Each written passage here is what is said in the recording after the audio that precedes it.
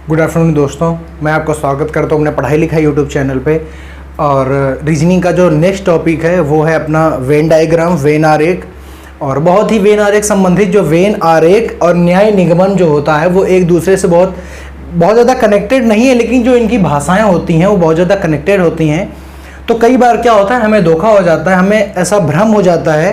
तो हम क्या करते हैं, हम वेन आरेख का जो पढ़ाई का जो तरीका होता है, जो क्वेश्चन पढ़ने का जो तरीका होता है, वो हम क्या करते हैं, हम उसको चेंज कर देते हैं और हम कभी किताब पढ़ने लगते हैं न्याय निगमन के हिसाब से। तो ये गलती कतई नहीं करनी है। और वेन डायग्राम क्या होता है, बहुत ही सरल सा कॉन्सेप्ट होता है इसमें, लेकिन आपको थोड़ा सा क्या होता है, वो क्या तैयार हो ना हो कोई फर्क नहीं पड़ता, लेकिन आपको जनरल नॉलेज होनी चाहिए। कौन क्या है, कैसे है, कहाँ है, ये आपको थोड़ा सा पता होना चाहिए। तो चलो अब फिलहाल तो मैं वेन डायग्राम के बारे में बताता हूँ। वेन डायग्राम में क्या होता है, 3 टाइप की चीज़ें होती हैं, सब, कुछ या कुछ नहीं, कोई नहीं, no, all, some and no. 3 प्रकार के वेन डायग्राम बनाए जाते हैं और इन्हीं तीनों डायग्राम पे पूरी धुरी आधारित है वेन डायग्राम की। तो इसलिए सबसे पहले इनको जानते हैं। अगर जैसे कोई कहे सब, तो सब का बनता है इसमें, मतलब जो कुछ ये है ये इसमें भी सारा का सारा है, पूरा का पूरा है। और कुछ की बात होती है, जैसे ये एग्जाम्पल अभी मैं दे रहा हूं, और नो होता है मतलब दोनों में कोई भी संबंध नहीं है। बात समझ में आई। अगर बात करें हम सब की, तो जैसे मैंने एग्जाम्पल नंबर पहला लिख दिया आम, और फिर लिख दिया फल। तो सबसे पहली बात तो ये समझ लीजिए, जिसको देखो मैं इसको पढ़ता क्या हूं, सभी आम फल हैं, सभी आम फल हैं। एक तरफ से पढ़ा, एक तरफ जब मैंने राइट से जब मैंने लेफ्ट से राइट पढ़ा तो मुझे समझ में आया कि सभी आम क्या हैं, फल हैं। अगर मैं इस साइड से पढ़ूं कि कुछ फल आम हैं, कुछ फल आम हैं, तो अभी तो बात आया सभी या सब का आया, और अब आ गया कुछ। तो आप कहेंगे क्या सर इसमें 2 प्रकार के डायग्राम बनेंगे, ये भी बनेगा ये भी बनेगा। तो मेरे साथियों, मेरे बच्चों, आप भी एक चीज समझ लीजिए कि क्या होता है कि अगर एक साइड से भी अगर आपको सब का या सभी का, अगर आपको एक साइड से भी अगर आपकी लैंग्वेज निकलती है सब या सभी, तो आप हमेशा याद रखिएगा कि आप कौन सा बनाएंगे, सब या सभी वाला कॉन्सेप्ट क्या करेंगे, फॉलो करेंगे। बात समझ में आ गई। आगे अब कुछ अगर देखो, एक साइड से पढ़ा सब आया और एक साइड से पढ़ा तो कुछ आया, लेकिन मैंने कहा कि अगर एक साइड से भी आपको सब या सभी का कॉन्सेप्ट मिल रहा है तो हमेशा आप किसका डायग्राम बनाएंगे, सब या सभी का डायग्राम बनाएंगे। अगर बात करें हम कुछ की, तो दूसरा जो एग्जांपल मैंने कुछ में लिखा, मैंने लिखा महिलाएं और डॉक्टर। अच्छा, इसको पढ़ो। महिलाएं, सभी महिलाएं डॉक्टर नहीं हो सकती हैं, कुछ महिलाएं डॉक्टर हो सकती हैं। जब मैंने लेफ्ट से राइट पढ़ा तो मुझे कुछ का निकल गया है। भाई सभी महिलाएं डॉक्टर, जैसे मेरी माता जी डॉक्टर नहीं है तो सभी महिलाएं डॉक्टर नहीं हो सकती ना, मेरी बहन डॉक्टर नहीं हो सकती हैं। अगर मैं राइट से लेफ्ट पढ़ूं तो क्या होगा, सभी डॉक्टर महिला होते हैं, डॉक्टर पुरुष भी होते हैं ना। तो देखो, जब मैंने राइट से लेफ्ट पढ़ा तब भी मुझे कुछ का सेंस आया, और जब मैंने राइट से लेफ्ट पढ़ा तब भी मुझे कुछ का सेंस आया। तो अगर दोनों साइड से कुछ का सेंस आता है तब ही हम सम या कुछ वाला डायग्राम बनाते हैं, वेन आरेख बनाते हैं, अदरवाइज नहीं बनाते हैं। तो सब में, ऑल में और इसमें कुछ में बस यही फर्क होता है कि अगर एक साइड से भी अगर मुझे सब मिल गया, सभी मिल गया, तो मैं डायग्राम बनाऊंगा ऑल का। अगर मुझे दोनों तरफ से कुछ का मिलेगा तभी मैं बनाऊंगा कुछ का।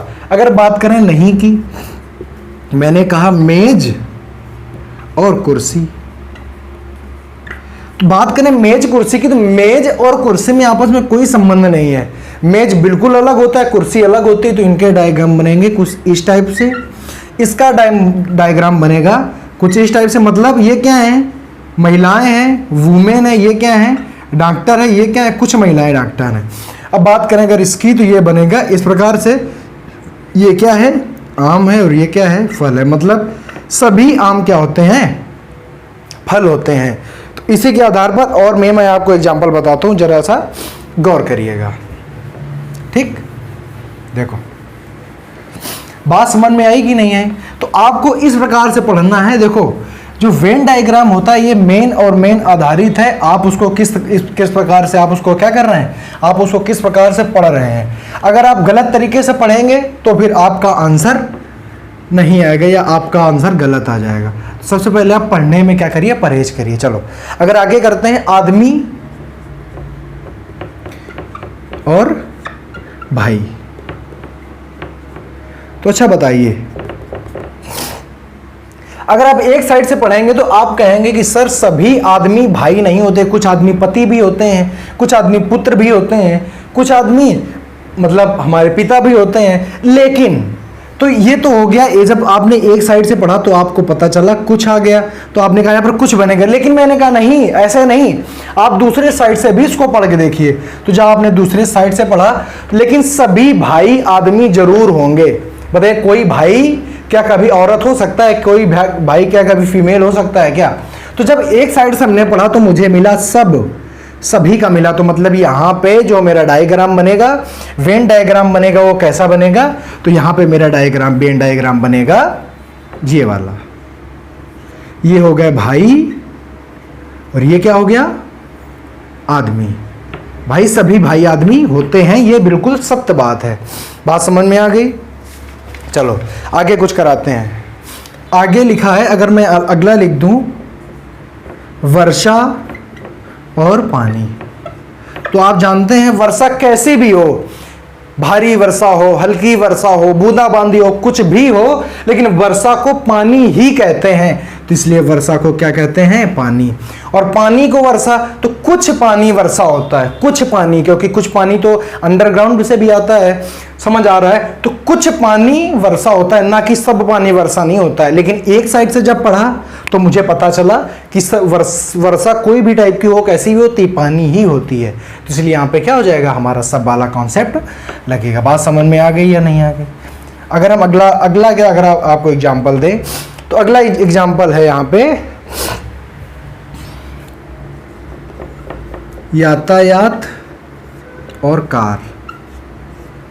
तो अगर मैं बात करूं यातायात की, तो सभी यातायात कार नहीं होते, कुछ यातायात कार होते हैं। मतलब यातायात के जो साधन है उसमें कुछ साधन कार हो सकते हैं, लेकिन सभी कार क्या होंगी, यातायात के साधन ही होती हैं, क्योंकि कार से सिर्फ और सिर्फ आने जाने का ही काम किया जाता है। इसलिए यहाँ पे जो हमारा ये भी एग्जाम्पल एक ऐसा है, बिल्कुल सही है, बिल्कुल क्या है, सही है। बात समझ में आ गई? तो आपको इस प्रकार से पढ़ना होगा, आपको इसके दोनों पहलू देख के पढ़ने होंगे।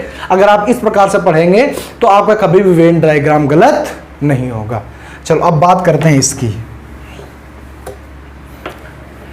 अब बात कर लेते हैं कुछ की, सम की बात करते हैं। अगर सम का बात करें तो मैंने अगर पहला एग्जांपल लिख दिया, आदमी अध्यापक। तो अब देखिए इसको पढ़ के चेक करिए, क्या सभी आदमी अध्यापक होते हैं? नहीं, कुछ आदमी अध्यापक होते हैं, कुछ आदमी बिजनेसमैन भी होते हैं, कुछ आदमी गृह कार्य भी करते हैं, कुछ आदमी डॉक्टर भी होते हैं। तो सभी आदमी अध्यापक नहीं हो सकते। लेकिन क्या सभी अध्यापक आदमी हो सकते हैं? तो सभी अध्यापक आदमी हो सकते हैं, लेकिन जो सभी अध्यापक आदमी हो सकते हैं, हाँ सभी अध्यापक आदमी हो सकते हैं। लेकिन अगर बात करें टीचर की, यहाँ पे अध्यापक को क्या लेंगे हम, टीचर के उसमें लेंगे। आप ये मत समझिएगा कि हम कह देंगे कि सर जो लेडीज अध्यापक होते हैं उनको अध्यापिका बोला जाता है, ऐसा नहीं होता है। टीचर का सेंस अगर लेंगे तो अध्यापक क्या होती हैं, महिलाएं भी होती हैं, अध्यापक पुरुष भी होते हैं। इसलिए यहाँ पर कुछ अध्यापक आदमी हो सकते हैं, ना कि सब। अगर आप यहाँ अध्यापक और अध्यापिका का सेंस यहाँ पे नहीं लगता, यहाँ पे टीचर से लिया जाता है, ठीक है। तो अब ये मत कहिए कि अध्यापिका लिखा होता तो हमारा ऑल में आ जाएगा, ये ऑल में नहीं आएगा, ये सब में ही आएगा। तो इसका जो वेन डायग्राम होगा वो कुछ इस प्रकार से बनेगा कि ये है मैन और ये है टीचर, और ये जो है ये बोथ मैन और टीचर दोनों है। बात समझ में आ गई? तो आप अध्यापक और आदमी वाले क्वेश्चन अवेयर रहिएगा, क्योंकि आपको दिक्कत होगी, क्योंकि आप सभी क्या हैं, एक बहुत ही टिपिकल हिंदी भाषी हैं। तो आप इसमें अगर आप अंतर करना आपने शुरू कर दिया तो आपका क्वेश्चन कैसा हो जाएगा, गलत हो जाएगा। इसलिए आप यहाँ पे खासा याद रखिए, ठीक। अगर मैं अगली बात करूं तो मैं लिख दूं अध्यापक इंजीनियर। क्या लिख दूं? अध्यापक इंजीनियर। अब आप कहेंगे सर अध्यापक इंजीनियर का आपस में क्या संबंध है? बेटा संबंध है। कैसे? क्या कोई अध्यापक इंजीनियर नहीं हो सकता? तो कुछ अध्यापक इंजीनियर हो सकते हैं। कैसे? क्योंकि जो अध्यापक मेडिकल कॉलेज में इंजीनियरिंग कॉलेज में पढ़ाने लगते हैं वो क्या कहलाते हैं? वो इंजीनियर ही होते हैं। बीटेक करे बंदे ही होते हैं जो वहां पे क्या करते हैं? पढ़ाते हैं। और इंजीनियर अध्यापक भी हो सकता है। जब ये वाला अध्यापक वहां पे पढ़ाएगा तो ऐसे ही जब जो इंजीनियर होगा पढ़ाने लगे तो उसको क्या बोलेंगे? अध्यापक। तो दोनों का कुछ है। कुछ अध्यापक इंजीनियर हो सकते हैं, कुछ इंजीनियर क्या हो सकते हैं? अध्यापक हो सकते हैं। यहाँ पे ये वाला वेन डायग्राम बनेगा। अगर अगली बात करें अगर मैंने लिख दिया विद्यार्थी और लड़के, तो कुछ विद्यार्थी लड़के होते हैं क्योंकि विद्यार्थी का मतलब है स्टूडेंट से। तो अगर मैं यहां पे लिखता छात्र लड़के तो हो जाता सब, क्योंकि छात्र क्या होता है? हिंदी वर्ड होता है। छात्र मीन्स होता है लड़के स्टूडेंट, और छात्रा मीन्स होता है लेडी स्टूडेंट, मतलब लड़कियां गर्ल्स स्टूडेंट। तो यहाँ पे क्या हो जाएगा? कुछ विद्यार्थी लड़के हैं, और सभी लड़के विद्यार्थी होते नहीं, कुछ काम भी करते हैं, कुछ ठेलिया भी लगाते हैं, कुछ मतलब अलग अलग टाइप के कुछ काम करते हैं। इसलिए सभी लड़के स्टूडेंट नहीं हो सकते। कुछ लड़के ही क्या हो सकते हैं? कुछ लड़के ही स्टूडेंट हो सकते हैं। तो आप इस बात का भी खासा याद रखिए, ठीक है। अगर अगला एग्जांपल लिख लें,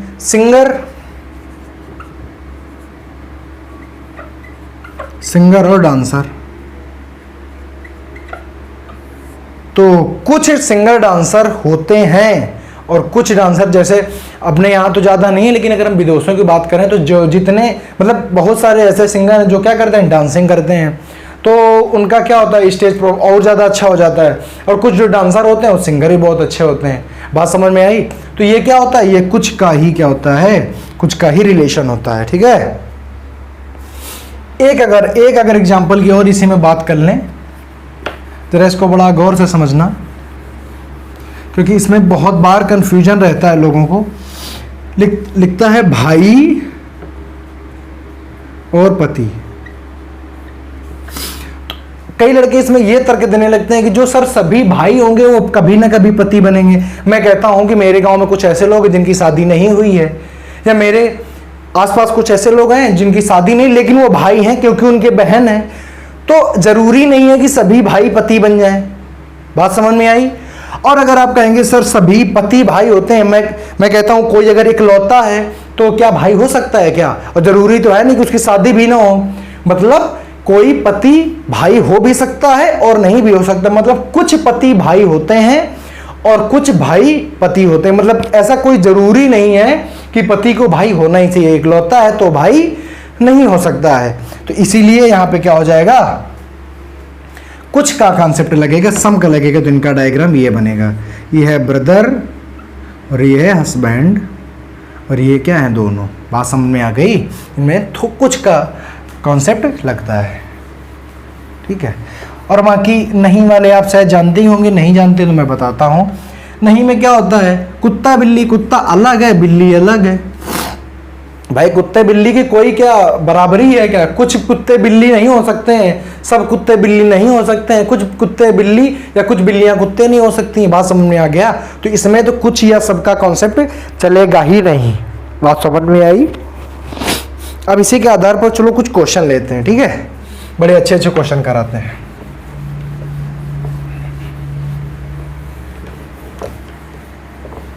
देखो अब क्वेश्चन करते हैं। मेरे हिसाब से ये जो कॉन्सेप्ट अभी मैंने आपको बताए हैं, ये कॉन्सेप्ट अब तक आपको बहुत अच्छी तरीके से समझ आ गए होंगे। और इन्हीं के बेस पे हम क्या करते हैं? क्वेश्चन करते हैं। तो देखो क्वेश्चन क्या है? क्वेश्चन कह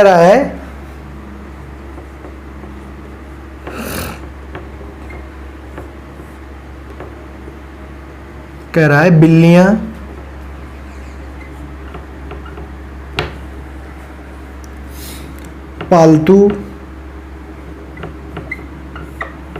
पालतू जानवर और कुत्ते। चलो अब बताओ इनमें डायग्राम कैसे बनेगा। तो देखो देखो फाइंड कैसे करोगे डायग्राम, नया तरीका। इसमें और इसमें देखो कि क्या सभी बिल्लियां पालतू जानवर हो सकती हैं ना। कुछ बिल्लियां पालतू जानवर होंगी और कुछ बिल्लियां कैसी होती हैं, जंगली होती हैं, जो पालतू जानवर नहीं होती हैं। बात करें इसकी और इसकी, क्या सभी कुत्ते पालतू होते हैं? नहीं, कुछ कुत्ते पालतू होते हैं और कुछ कुत्ते कैसे होते हैं, जंगली होते हैं। बात समझ में आई। और इनमें और दोनों में तो आपस में कोई संपर्क है ही नहीं। अगर बात इनकी करें तो कुछ बिल्लियां कुत्ते नहीं हो सकते, कुछ कुत्ते बिल्लियां नहीं हो सकती। यहाँ पे क्या है कॉन्सेप्ट, नो का। तो बताइए कैसे हो जाएगा, पालतू जानवर बीच में आएगा, कुछ बिल्लियां कैट क्या होंगी, पालतू हो सकती हैं, और कुछ डॉग पालतू हो सकते हैं, कुछ कुत्तियां ये जो कुछ कुत्ते कुछ जो कुत्ते होंगे ये कैसे होंगे, कुछ कुत्ते होंगे ये जंगली होंगे, ये वाले जो बच्चे हैं, और कुछ बिल्लियां ये जो बच्ची हैं जंगली होंगी। बीच में जो पालतू होते हैं कैसे, भेड़ बकरी गाय, ठीक है। तो ये सब बीच में क्या हो जाएंगी, आ जाएंगी। बात समझ में आई। तो आप कुछ इस प्रकार से रिलेशन को क्या करेंगे, फाइंड करेंगे, ठीक। चलो देखो अगला मैं क्वेश्चन लिखता हूं। पहला क्वेश्चन लिखता हूं। पहला क्वेश्चन कह रहा है भारत जयपुर राजस्थान, भारत जयपुर राजस्थान। दूसरा क्वेश्चन लिखता हूं पायलट प्लेन आसमान,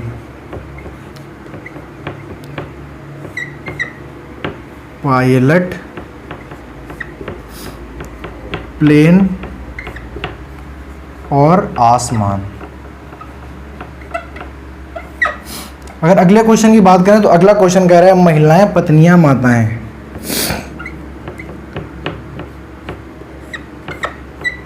महिलाएं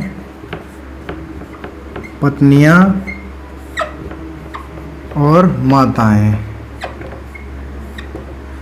अगर अगले क्वेश्चन की बात करें तो कह रहा है शर्ट टाई और पैंट। ये देखो मेरे पास 4 क्वेश्चन है। अब देखो इसमें देखना कितना कंफ्यूजन रहता है लोगों को। सबसे पहले बात करें इसकी, तो ये आप जानते होंगे कि राजस्थान है वो क्या है, भारत का क्या है, राज्य है। तो ये क्या हो गया, भारत हो गया। भारत के अंदर है राजस्थान और राजस्थान के अंदर है जयपुर। तो इसका तो यही, इसका जो वेन डायग्राम बनेगा वो क्या, ये वाला बन जाएगा। ये वाला, ये ऊपर वाला है इंडिया, अंदर वाला राजस्थान और उसके बाद जयपुर। बात समझ में आई। अगला जो है, अगला जो कॉन्सेप्ट होता है भैया, तो मैं इसको बता दूं, ये स्पेस से संबंधित होता है, जगह से संबंधित होता है। तो जो पायलट होता है, मैं ऐसा मान भी अगर लूं कि जो पायलट होता है, कुछ पायलट घर में भी होते हैं भाई, उनकी ड्यूटी नहीं है तो घर में होंगे, लेकिन पायलट तभी बोला जाता है जब वो प्लेन उड़ा रहा हो, प्लेन के अंदर हो, तभी वो उसको पायलट को पायलट बोलेंगे। तो प्लेन के अंदर क्या होता है, पायलट होता है। और प्लेन तभी कहा जाएगा जब वो क्या हो, जब वो आसमान में उड़ रहा हो। तो आसमान सबसे बड़ा, आसमान के भीतर या बीच में उड़ता है प्लेन, और प्लेन के अंदर होता है पायलट। बात समझ में आई। तो आप कभी इस कंफ्यूजन में मत पड़िएगा कि कुछ जो प्लेन होते हैं वो कहाँ पे, डॉकयार्ड पे, कुछ जो होते हैं वो फ्लाईओवर पे खड़े रहते हैं, और कुछ जो पायलट होते हैं घर में आराम कर रहे होते हैं। नहीं, पायलट तभी बोला जाएगा, जो रीजनिंग की भाषा है तभी बोला जाएगा जब वो प्लेन के अंदर होगा, और प्लेन तभी माना जाएगा जब वो आसमान में उड़ रहा होगा। मतलब ऐसा माना जाता है कि आसमान के अंदर उड़ता है प्लेन और प्लेन के अंदर होता है पायलट। तो ये तीनों आपस में कैसे हैं, आपस में कनेक्टेड है। तो ये क्या है, ये है पायलट, ये है प्लेन और ये है एसके भाई स्काई। बात समझ में आ गई। अब देखो, अच्छा ये जो क्वेश्चन है इसमें कितना बड़ा कंफ्यूजन रहता है लोगों को, ये जरा बताता हूँ, 1 मिनट। देखो ये वाला क्वेश्चन देखिए। अच्छा एक बात बताइए, अगर इसको मैं ऐसा करना चाहूँ, क्या सभी माताएं पत्नियां होती हैं, बताओ। अच्छा एक बात बताइए, सभी माताएं पत्नियां होती हैं कि नहीं होती हैं? तो पत्नी जो माता है उसको माता बनने का अधिकार तभी मिलेगा जब वो किसी की पत्नी बनेगी। बात समझ में आई। आप कहते हैं कोई लड़की ने शादी नहीं की और वो तो ना वो पत्नी कहलाएगी और ना माँ तो हो ही नहीं सकती है। सॉरी, महिलाएं पत्नियां, ये तो बिल्कुल सही है कि सभी जो महिलाएं होती हैं कैसी होती हैं, पत्नियां होती हैं। तो ये तो सब। अब इसमें बात करें पत्नी और माताएं, तो कोई भी माता पत्नी जरूर होगी, क्योंकि जब तक वो पत्नी नहीं होगी तब तक वो माता नहीं कहलाएगी, माँ नहीं बन सकती है। माँ बनने के लिए किसी भी लड़की को शादी करनी पड़ेगी। बड़ी सीधी सी बात है। तो ये भी क्या है, सभी माताएं क्या होती हैं, पत्नियां होती हैं। ये बात सही है, बात समझ में आ गई। किसी भी हम अनमैरिड लड़की को माता नहीं बुला सकते हैं। अब वो बात अलग की है कि मतलब अब आप कहते हैं कि कोई अगर लड़की की शादी होगी उसके मतलब संतान नहीं हो रही, वो अलग चीज़ हो गई। लेकिन अगर यहाँ पे लॉजिक की बात करें तो माता तभी कहलाएगी, कहलाने के लायक होगी जब वो पत्नी होगी। अगर उसकी शादी नहीं होगी तो माता पहले से ही खत्म हो गया। तो यहाँ पे है, और सभी माताएं महिलाएं होती जानते हैं। तो यहाँ पे लड़के कई बार गलत कर देते हैं, लेकिन प्लीज़ इसको गलत मत करिए, इसको याद रखिए। क्या है ये, वुमेन, ये क्या है वाइफ, और ये क्या है मदर। बात समझ में आई। तो इसका डायग्राम बहुत ही कायदे में आप याद रखिए। इसका डायग्राम ये होता है, ना कि लोग अलग अलग बना देते हैं, लॉजिक अपने अपने लगाने रखते हैं। तो वो लॉजिक आपके नहीं लगेंगे, क्योंकि हमारे और आपके चाहने से सब कुछ नहीं चलता है, सब कुछ अलग अलग चलता है। अब देखो, टाई शर्ट पैंट में बहुत लोग कंफ्यूज हो जाते हैं, कहते हैं सर जो टाई होती है वो हमेशा शर्ट के ऊपर बांधी जाती है। अरे भैया, तो ये आपका कॉन्सेप्ट थोड़ी ना चलेगा। आप अगर कह दोगे कि टाई जो है वो शर्ट के ऊपर बांधी जाती है तो टाई जो हो गई वो शर्ट के अंदर हो गई, ऐसा कुछ भी नहीं है। अगर आप एक बार जेब कहेंगे तो वो शर्ट के अंदर आ सकती है, शर्ट का एक अभिन्न हिस्सा हो सकती है, लेकिन टाई नहीं, और पैंट तो कतई नहीं। तो इसका जो वेन डायग्राम बनेगा वो ऐसे बनेगा।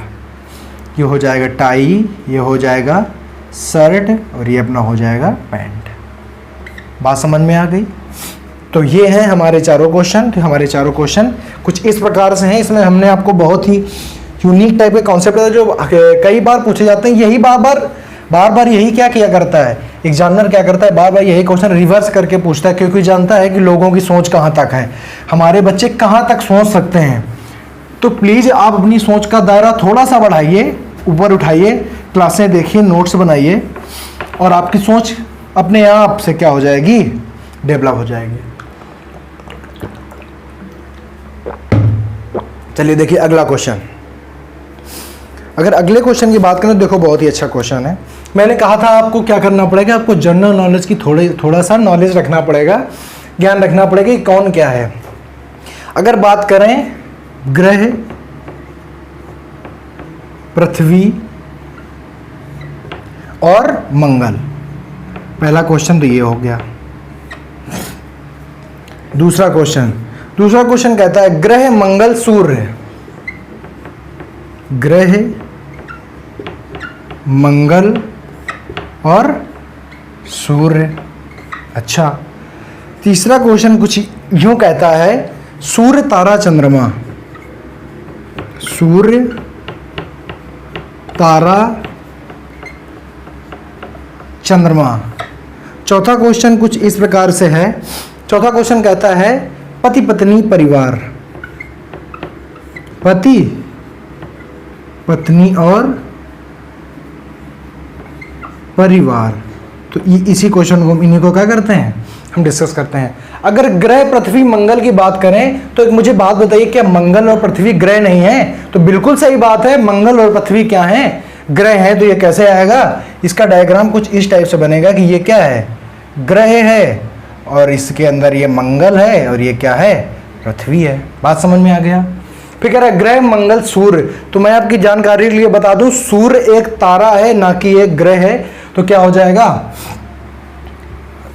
ग्रह के अंदर क्या आ जाएगा, मंगल आ जाएगा, मंगल आ जाएगा ग्रह के अंदर, और सूर्य इनसे क्या है, अलग है। तो ये क्या आ जाएगा, सूर्य क्या है, एक तारा है, वो ग्रह नहीं है। तो ये कैसा हो जाएगा, इनसे अलग हो जाएगा। ठीक है, ये दो हटाते हैं, बात करते हैं सूर्य, तारा और चंद्रमा की।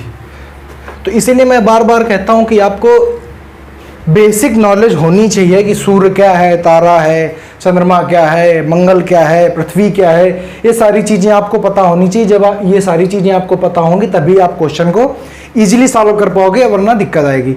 अगर बात करें सूर्य, तारा और चंद्रमा की, तो सूर्य क्या है, एक तारा है। तो क्या कहेंगे आपकी सर, जो तारा है इसके अंदर क्या आ जाएगा, इसके अंदर सर आ जाएगा सूर्य, और मंगल क्या है, मंगल सूर्य का एक सैटेलाइट है, उपग्रह है, तो ये इसका कोई संबंध बनता ही नहीं है। तो चंद्रमा क्या हो जाएगा, मून, मून बिल्कुल अलग हो जाएगा। सूर्य एक तारा है तो सूर्य आ जाएगा तारे के अंदर, और मून क्या है, मून बिल्कुल अलग है, इसलिए मून क्या हो जाएगा, बिल्कुल अलग हो जाएगा। तो ये क्या हो जाएगा, तीसरे नंबर के डायग्राम हो जाएगा। अगर बात करें हम चौथे नंबर की, कह रहा है पति पत्नी परिवार।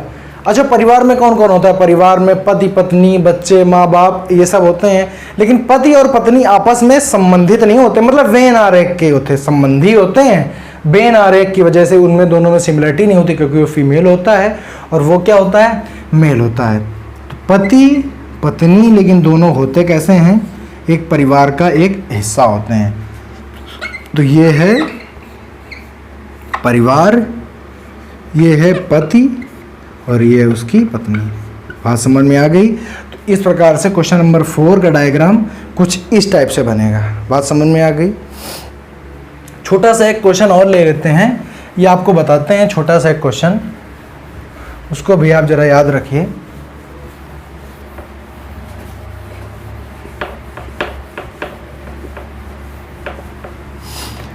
एक क्वेश्चन कहते हैं वर्षा, झील और पानी। वर्षा, झील और पानी। अच्छा, एक बात बताइए, वर्षा और झील हैं तो दोनों पानी के रूप, मतलब जबकि वर्षा और झील आपस में किसी भी प्रकार से संबंधित नहीं है। वर्षा अलग है, झील अलग है, वो अलग की चीज है कि दोनों में होता पानी है। झील उसको बोलते हैं जिसमें अंडरग्राउंड वाटर नेचुरली अपने आप से आता है, उसको बोलते हैं झील, या किसी नदी के द्वारा, किसी समुद्र के द्वारा उसमें पानी लाया जाता है, उसको बोलते हैं झील। वर्षा अलग होता है, लेकिन दोनों को बोलते पानी है। तो इसका जो वेन डायग्राम बनेगा, ये है झील, लेक, और ये क्या है, ये है रेन, लेकिन ये दोनों आते हैं वाटर के अंतर्गत। कैसे आते हैं, वाटर के अंतर्गत आते हैं। तो बात यहां तक आपको मेरे हिसाब से समझ आ गई होगी, वेन डायग्राम कैसे बनाने हैं, उनकी भाषा कैसे पढ़नी है, और सबसे बड़ी बात इसमें होती है भाषा पढ़ना, भाषा समझना, उसको भाषा को सही रूप से बोलना, सही रूप से पढ़ पाना। मैंने जितने भी कॉन्सेप्ट बताए बहुत ही अच्छे कॉन्सेप्ट हैं। मैं ये नहीं कहता हूँ आपने बहुत जगह कॉन्सेप्ट पढ़े होंगे, लेकिन जो मेरे हिसाब से और आपके हिसाब से जो मैं कॉन्सेप्ट बताता हूँ वो कॉन्सेप्ट यूनिक होते हैं, और उनमें एक पढ़ाई का एक तरीका निकल के आता है कि अगर हम इस टाइप से पढ़ेंगे तो हमारा क्वेश्चन ईजिली हो जाएगा, हमें दिक्कत नहीं हो जाएगी। तो इसलिए अब जो वेन आरेख है इसके 1-2 पार्ट और रहेंगे, तो फिलहाल के लिए इस पार्ट को आप देखिए, और अपनी जो भी बुक आप सॉल्व करें उसको सॉल्व करिए। अगर उसमें कोई दिक्कत आती है तो उसके फ़ोटो खींच के कमेंट बॉक्स में पहली बात तो कमेंट करिए, और नहीं तो वो हमें क्या कर दिए, हम आपको कुछ दिन बाद व्हाट्सएप का लिंक देंगे, तो उसमें आप क्या कर दिए, पोस्ट कर दीजिए, हम उस क्वेश्चन को आपको बताएंगे।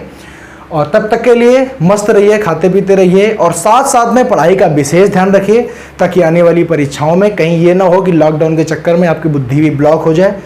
तो इसलिए पढ़ते रहिए, बराबर प्रैक्टिस में रहिए। तब तक के लिए नमस्कार, जय हिंद।